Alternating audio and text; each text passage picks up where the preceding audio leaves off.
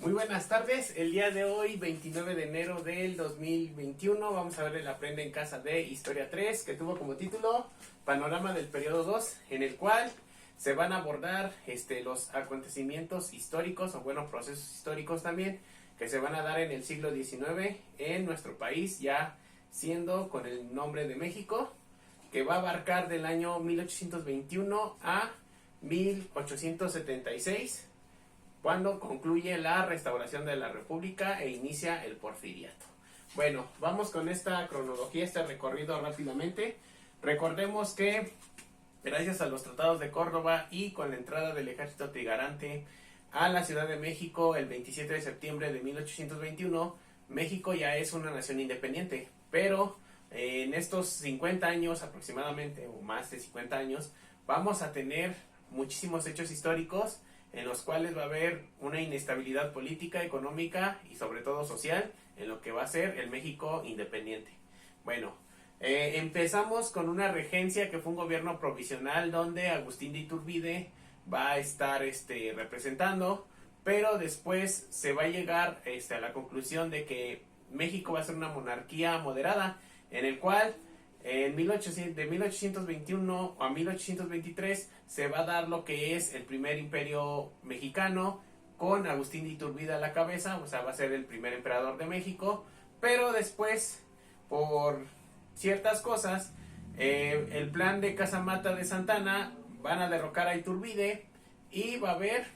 una nueva forma de gobierno, que vamos a llegar a 1824, donde se va a promulgar la Constitución Federalista, que va a ser la Constitución de 1824, donde establece que un gobierno de México va a ser con vicepresidente y vicepresidente, y que va a haber dos partidos, que va a ser el federalista y el centralista. Bueno, de aquí va a salir el primer presidente de México, que va a ser Guadalupe Victoria, en el cual va a gobernar de 1824 a 1828. Después de ahí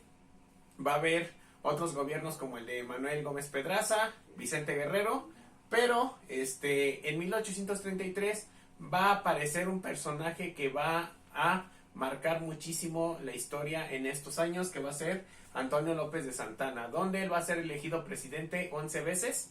y va a tener diferentes tipos de gobierno. Bueno, con las 7 leyes, 3 años después, Antonio López de Santana va a dirigir lo que va a ser una república centralista,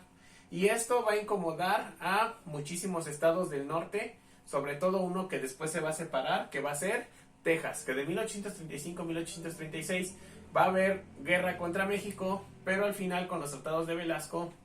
México pierde el territorio de Texas, y en teoría se decía que si ellos se anexaban a Estados Unidos, pues se rompía ese convenio que tenían los tratados de Velasco. En 1838 van a llegar, gracias a una riña que tuvieron los soldados mexicanos con un pastelero francés, se va a dar lo que va a ser la Guerra de los Pasteles, o Primera Intervención Francesa, donde Francia va a bloquear el puerto de Veracruz, y después México le va a quedar a deber los costos de la Guerra de los Pasteles. Años más tarde se va a dar por un malentendido entre las fronteras de Estados Unidos, ya sea entre el río Nueces y el río Bravo, va a haber una guerra que va a ser la guerra contra Estados Unidos, en la cual México va a perder, y al final, con los tratados de Guadalupe Hidalgo, va a dar más de 2 millones de kilómetros, que en ese tiempo fue más de la mitad de su territorio. Bueno, después de aquí, Santana va a seguir gobernando hasta llegar al plano de una dictadura, en donde, gracias al plan de Ayutla,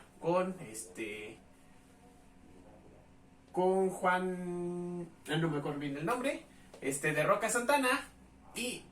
se va a dar otra transición, ya que en 1857 se va a dar la primera constitución liberal, o bueno, la segunda, que va a ser la Constitución de 1857, donde se va a hacer un gobierno donde se va a separar el poder de la iglesia, pero va a haber dos bandos que van a tener peleas por esta constitución, que van a ser liberales contra conservadores. que van a estar peleando en la Guerra de Reforma de 1858 a 1861, en lo que va a ser la Guerra de 3 años o la Guerra de Reforma, donde los liberales van a ganar.